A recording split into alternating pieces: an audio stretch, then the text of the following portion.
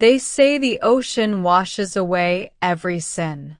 They say that if you step into that water, clear as a tear, everything bad, every resentment, every lie, every betrayal will simply dissolve in the salt and sink to the bottom, hidden forever by the silent coral.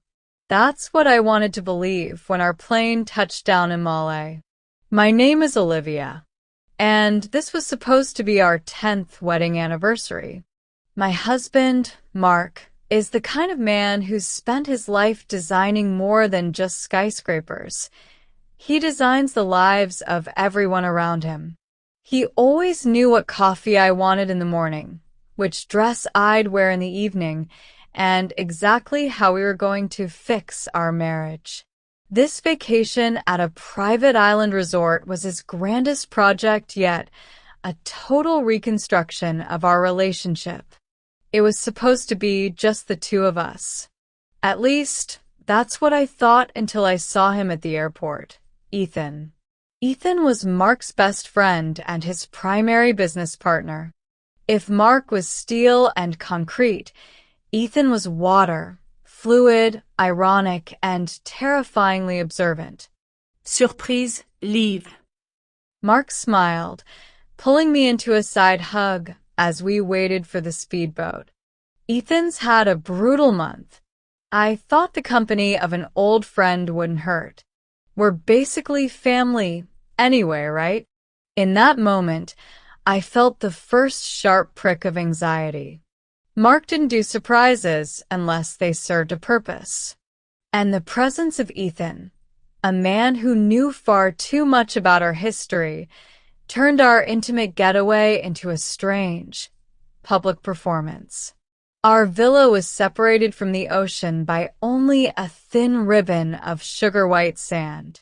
On the first night, as the sun slowly drowned in the water, bleeding shades of peach and crimson across the sky, we sat on the terrace. Mark and Ethan popped a bottle of expensive champagne and immediately started debating a new tender in Chicago. I sat there, staring at the horizon, feeling like a piece of high-end furniture. Mark, you're acting like we're in the office, not in paradise, I said softly. He didn't even turn his head. Honey, this paradise is paid for by those contracts. Just bear with us for a bit. That's when I caught Ethan's eye. He wasn't drinking. He was watching me. There was no pity in his gaze, only an understanding that sent a chill down my spine. He knew Mark wasn't changing. He knew this vacation was nothing more than a stage set. The next few days turned into a bizarre dance. Mark was constantly buried in his phone or sleeping off long swims, leaving me alone with Ethan. We went snorkeling at the reef together. Under the water, in that world of silence, everything felt simpler. Once, when we surfaced, Ethan's hand brushed mine. You deserve to be looked at, Olivia, he said, his voice barely a whisper. Not as a blueprint, but as a woman. That was the beginning of the end. We started talking, first about books, then about the dreams I'd buried to support Mark's career. I realized Ethan remembered my favorite tea, the one Mark always forgot. He noticed when I had a sun headache and brought ice before I even had to ask. A love triangle on a tiny island isn't romantic. It's a time bomb. The air between us crackled with static electricity. Mark started to notice. His forced friendliness soured into cold, jagged remarks. He started drinking more than usual, and his jokes toward Ethan began to feel like whip cracks. You know, Ethan, Mark said one night at dinner, stabbing his knife into a juicy steak, I've always admired your ability to pick up whatever I don't have time to finish. Old projects, forgotten ideas. I hope you aren't eyeing anything more personal. Silence fell over the table. broken only by the rhythmic thrum of the tide. Ethan calmly took a sip of his wine and looked Mark dead in the eye. Mark, if you leave something unguarded, don't be surprised if someone else decides it's worth protecting. That night, a real storm broke, not just in the ocean, but inside our villa. After Ethan retreated to his room, Mark grabbed my wrist. His eyes were bloodshot with rage and gin. "You think I'm an idiot?" he hissed. "You think I don't see the way you look at him?" "You brought him here, Mark," I shouted, trying to pull away. "You invited him into our life raft. Why?" Then he laughed. It was a terrifying, dry sound. Why? Because I needed his signature on the merger documents. And he was hesitating. I knew if he spent a week with you, he'd soften up. He's always been in love with you, Olivia. I just used you as bait to close the deal. My world collapsed. Everything, the island, the sand, the turquoise sea. It was all a lie. My husband had used me as a bargaining chip. And my savior. Ethan? Did he know? I bolted out of the villa into the pouring rain. A tropical thunderstorm blinded me. Lightning sliced the sky, turning the ocean into boiling silver. I ran down the beach until I slammed into someone. It was Ethan. He told you, didn't he? His voice was shaking. Did you know? I hit him in the chest. Did you know this was a deal? That he allowed you to be near me so you'd sign those papers? Ethan caught my hands. His face was soaked with rain and tears. He offered, yes. He thought he was buying me. But he was wrong about one thing, Olivia. I'm not signing those papers. I came here to take you away from him forever. I don't care about the company. I don't care about his money. At that moment, Mark emerged from the darkness. He held a heavy bottle in his hand. He looked like a madman. Take her away? Take my wife. What happened next is burned into my mind like a slow-motion film. A fight broke out. Two men who once called each other brothers rolled in the sand under the lash of the storm. I screamed, begging them to stop, but I was invisible to them.